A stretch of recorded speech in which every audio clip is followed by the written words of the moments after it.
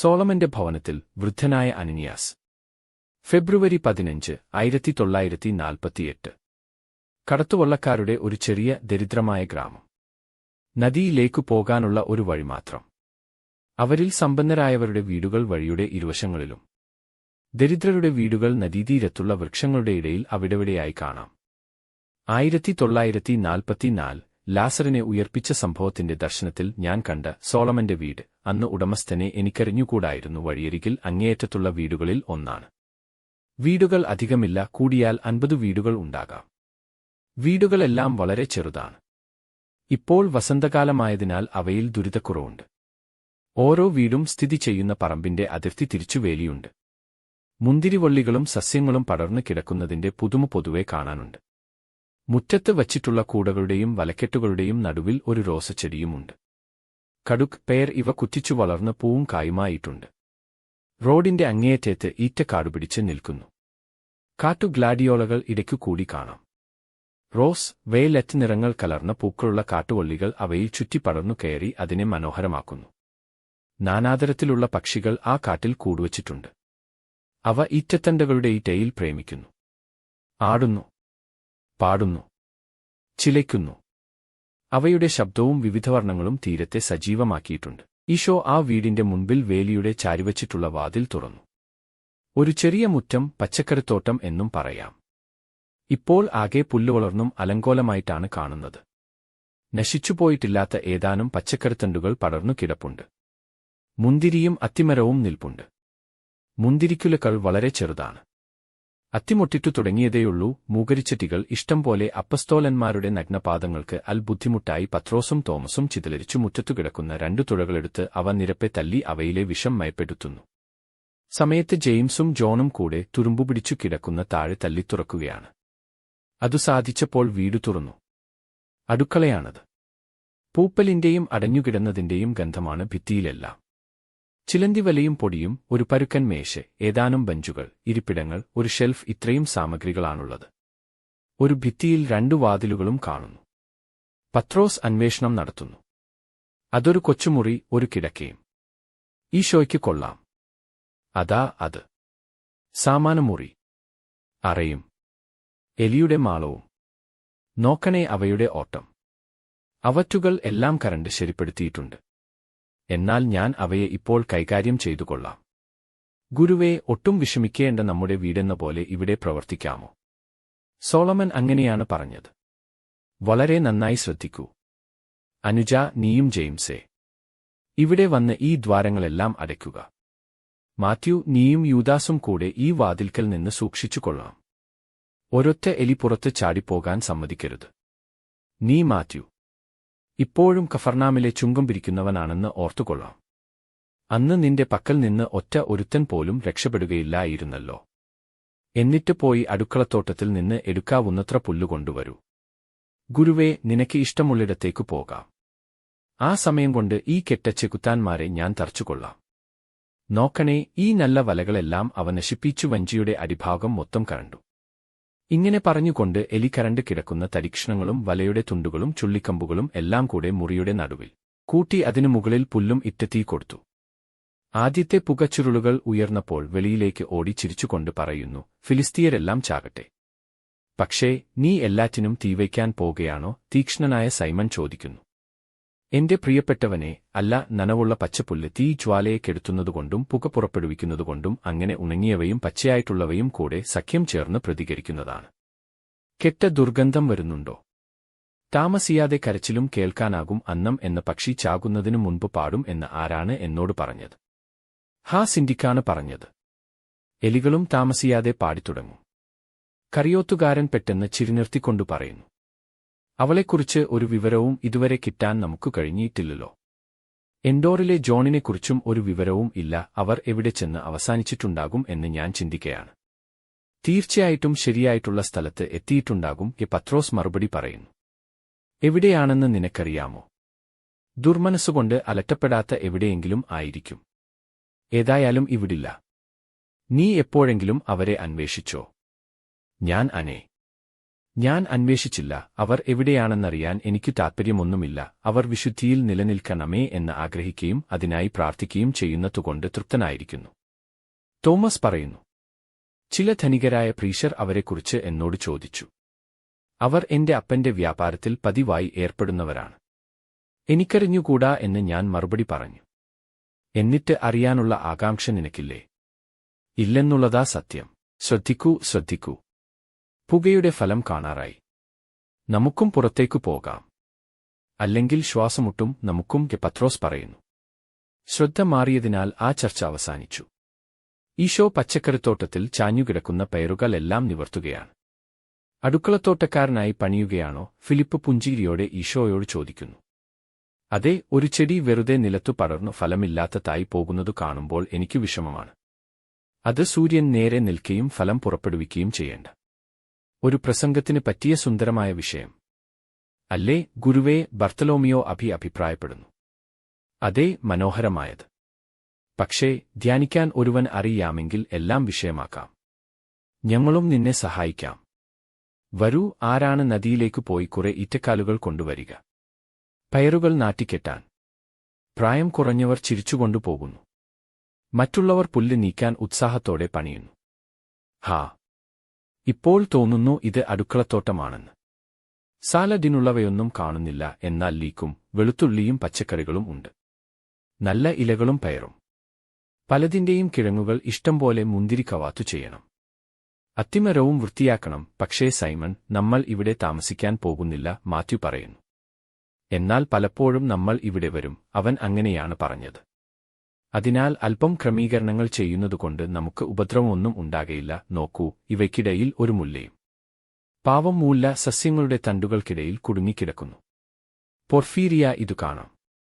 അവൾ കരയും, ഒരു കുട്ടിയോടെന്ന പോലെ അതിനോട് സംസാരിക്കും. മാർജമിനെ കിട്ടുന്നതിനു മുൻപ് മക്കളോടെന്ന പോലെ പൂച്ചെടികളോട് അവൾ സംസാരിക്കുമായിരുന്നു.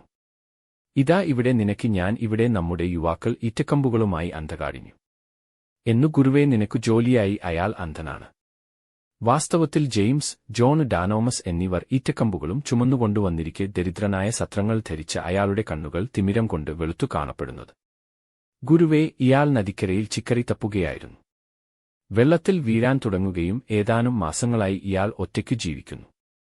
കാരണം ഇയാളെ സംരക്ഷിച്ചിരുന്ന മകൻ മരിച്ചുപോയി. അവൾ ഒന്നായിക്ക് പൊയ്ക്കളഞ്ഞു. ഇയാൾക്കു കഴിയുന്ന വിധത്തിൽ നന്നായി ജീവിക്കുകയാണ്. ഈ പറഞ്ഞതു ശരിയല്ലേ? ഉവ്വ്, അതു ശരിയാണ്. കർത്താവ് എവിടെയാണ്? അയാളുടെ മൂടെയുള്ള കണ്ണുകൾ തിരിച്ചുകൊണ്ട് ചോദിക്കുന്നു. അവൻ ഇതാ ഇവിടെ നിൽക്കുന്നു.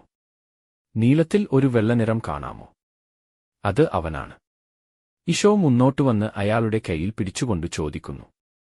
പാവം അപ്പൻ, ഒറ്റയ്ക്കേയുള്ളോ അപ്പാ? കണ്ണു കാണാനും വയ്യേ? വയ്യ, എനിക്കു കാഴ്ചയില്ല. കാഴ്ചയുണ്ടായിരുന്ന കാലത്ത് ഞാൻ കൂടകളും മത്സ്യച്ചട്ടികളും വലകളും ഉണ്ടാക്കിയിരുന്നു. എന്നാൽ ഇപ്പോൾ കൈകൾ കൊണ്ടാണ് കൂടുതൽ കാണുന്നത്. സസ്യങ്ങൾ തപ്പിനോക്കി പറിച്ചു തിന്നും, ചിലപ്പോൾ തെറ്റിപ്പോകും. അങ്ങനെ ഉപദ്രവം ഉണ്ടാക്കുന്നവ കഴിച്ച് ദഹനക്കേട് പിടിക്കാറുണ്ട്. പക്ഷേ ഈ ഗ്രാമത്തിൽ അവരെല്ലാം ദരിദ്രരാണ്. അവർക്കു പോറ്റാൻ കുട്ടികളുമുണ്ട്. ഞാൻ വൃദ്ധനായി ഒരു കഴുത ചത്താൽ മനുഷ്യർക്ക് ദുഃഖമാണ്. എങ്കിലും ഒരു വൃദ്ധൻ മരിച്ചാൽ, ഒരു വൃദ്ധൻ എന്താണ്? ഞാൻ എന്താണ്? എന്റെ മരുമകൾ എല്ലാം എടുത്തുകൊണ്ടുപോയി. അവൾ പ്രായമായ ഒരാടിനെ എന്നപോലെ എന്നെയും കൂടെ കൊണ്ടുപോയിരുന്നെങ്കിൽ എനിക്ക് എന്റെ പേരക്കിടാങ്ങളുടെ കൂടെ ആയിരിക്കാമായിരുന്നു. എന്റെ മകന്റെ കുട്ടികളോടുകൂടെ അയാൾ തല ഈശോയുടെ മാറിൽ ചാരിനിന്നു കരയുന്നു. ഈശോ അയാളെ കരങ്ങളിൽ താങ്ങിപ്പിടിച്ചു ആശ്വസിപ്പിക്കുകയാണ്. അപ്പന് വീടുണ്ടോ? അവൾ അതു വിറ്റു. ഇപ്പോൾ എങ്ങനെയാണ് ജീവിക്കുന്നത്? ഒരു മൃഗത്തെപ്പോലെ. ആദ്യം ഗ്രാമത്തിലെ ആളുകൾ എന്നെ സഹായിച്ചിരുന്നു. മടുത്തു. എങ്കിൽ സോളമൻ ഈ ജാതിയിൽപ്പെട്ടവനല്ലെന്നു തോന്നുന്നു. കാരണം അവൻ ഔദാര്യമുള്ളവനാണ്, മാത്യു പറഞ്ഞു. അത് നമ്മളോടല്ലേ? എന്തുകൊണ്ടാണ് അയാൾ ഈ വീട് വൃദ്ധനു കൊടുക്കാതിരുന്നത്? ഫിലിപ്പ് ചോദിക്കുന്നു. കാരണം സോളമൻ ഒടുവിൽ ഇവിടെ വന്നപ്പോൾ എനിക്ക് വീടുണ്ടായിരുന്നു. സോളമൻ നല്ലവനാണ്. പക്ഷേ കുറെനാളായി ഗ്രാമത്തിലുള്ളവർ പറയുന്നു അവനു ഭ്രാന്താണെന്ന്. സോളമൻ അവരെ പഠിപ്പിച്ചതൊന്നും അവർ ഇപ്പോൾ ചെയ്യുന്നുമില്ല. വൃദ്ധൻ പറയുന്നു. എന്റെ കൂടെ താമസിക്കാൻ ഇഷ്ടമാണോ? പിന്നീടൊരിക്കലും പേരക്കിടാങ്ങളെ ഓർത്ത് ഞാൻ ദുഃഖിക്കയില്ല. ദരിദ്രനും കാഴ്ചയില്ലാത്തവനുമായി തുടരുകയാണെങ്കിലും എന്നെ ശുശ്രൂഷിക്കുന്നതിൽ സന്തോഷം കണ്ടെത്താൻ കഴിയുമോ? ഉവ്വ്, വിരച്ചുകൊണ്ടാണെങ്കിലും നല്ല ഉറപ്പുള്ള സമ്മതം. കൊള്ളാം അപ്പാ, ശ്രദ്ധിക്കൂ.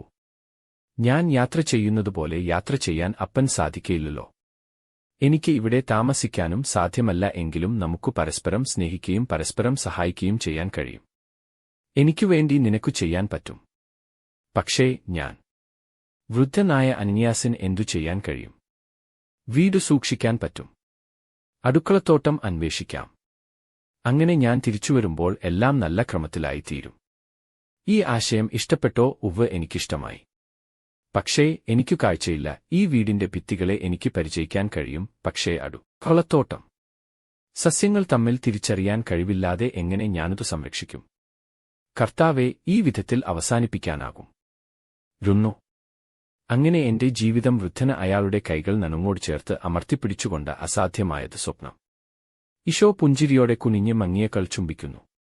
അയാളുടെ കണ്ണു. പക്ഷേ ഞാൻ എനിക്കു കാണാൻ കഴിയുന്നുണ്ട്.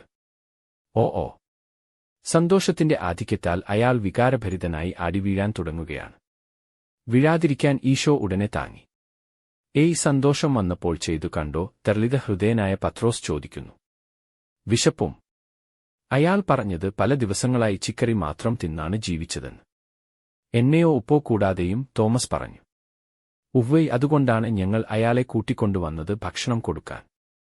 പാവം മനുഷ്യൻ, അവരെല്ലാം സാതാപത്തോടെ പറയുന്നു. വൃദ്ധന് വിഷമം മാറി, ഇപ്പോൾ കരയുകയാണ്.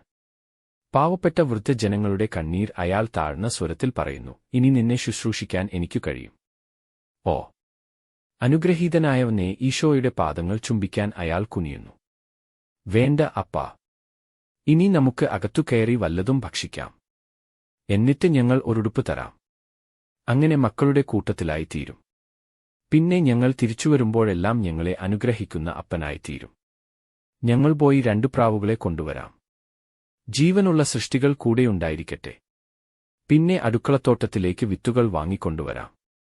അവ മണ്ണിൽ പാകണം. എന്നിലുള്ള വിശ്വാസം ഇവിടെയുള്ള ആളുകളുടെ ഹൃദയത്തിലും പാകണം. ഞാൻ അവരെ ഉപവി പഠിപ്പിക്കാം. കാരണം അവർക്ക് അതില്ലാതെ ഉപവിയും പഠിപ്പിക്കണം. എന്നാൽ കാരുണ്യത്തോടെ. ഓ, ഞാൻ അങ്ങനെ തന്നെയായിരിക്കും. എന്റെ മരുമകൾ എന്നെ ഉപേക്ഷിച്ചു പോയപ്പോൾ കഠിനമായ ഒരു വാക്കുപോലും ഞാൻ അവളോട് പറഞ്ഞില്ല. ഞാൻ അവളെ മനസ്സിലാക്കി. 10 നിന്റെ ഹൃദയത്തിൽ ഞാനത് വായിച്ചു.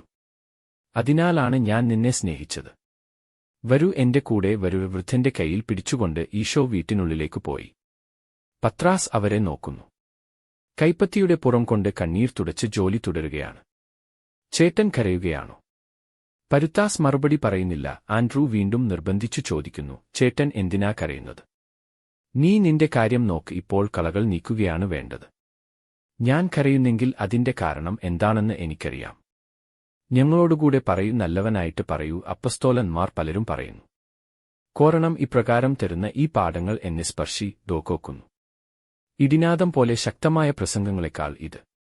പക്ഷേ അപ്പോൾ രാജാവിനെ അവനിൽ കാണുന്നു. ഇവിടെ വിശുദ്ധനെ നമ്മൾ കാണുന്നു. പത്രോസ് പറഞ്ഞത് ശരിതാണ്, ബർത്തലോമിയോ പറയുന്നു. എന്നാൽ ഭരണം നടത്തണമെങ്കിൽ അവൻ ശക്തനായിരിക്കണം. ശിക്ഷ സാധിക്കുന്നതിന് അവൻ പരിശുദ്ധനായിരിക്കണം. ആത്മാക്കളെ സംബന്ധിച്ച് ശരിയാണ്, സമ്മതിച്ചിരിക്കുന്നു. എന്നാൽ ഇസ്രായേലിനെ സംബന്ധിച്ച് ആത്മാക്കൾ പരിശുദ്ധരായിത്തീരുന്നില്ലെങ്കിൽ ഇസ്രായേൽ ഒരിക്കലും പരിശുദ്ധമായിത്തീരുകയില്ല. അഭിപ്രായങ്ങളും എതിരഭിപ്രായങ്ങളും പരസ്പരം തട്ടുന്നു.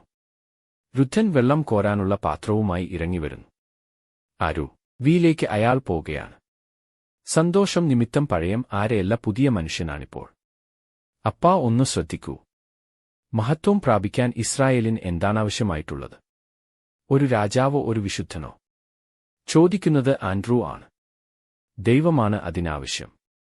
അതാ അവിടെ പ്രാർത്ഥിക്കുകയും ധ്യാനിക്കുകയും ചെയ്യുന്ന ദൈവം. എന്റെ മക്കളെ, നല്ലവരായിടക്കൂ. അവനെ അനുഗമിക്കുന്ന നിങ്ങൾ നല്ലവരായിരിക്കണം. വളരെ നല്ലവരായിരിക്കണം. എന്തൊരു ദാനമാണ് ദൈവം നിങ്ങൾക്ക് നൽകിയിരിക്കുന്നത്! എന്തൊരു ദാനം! അയാൾ കൈകൾ മുകളിലേക്ക് ഉയർത്തിക്കൊണ്ട് മന്ത്രിക്കുന്നു. എന്തൊരു ദാനം! ഇങ്ങനെ ആവർത്തിച്ചു പറഞ്ഞുകൊണ്ടുപോകുകയാണ്.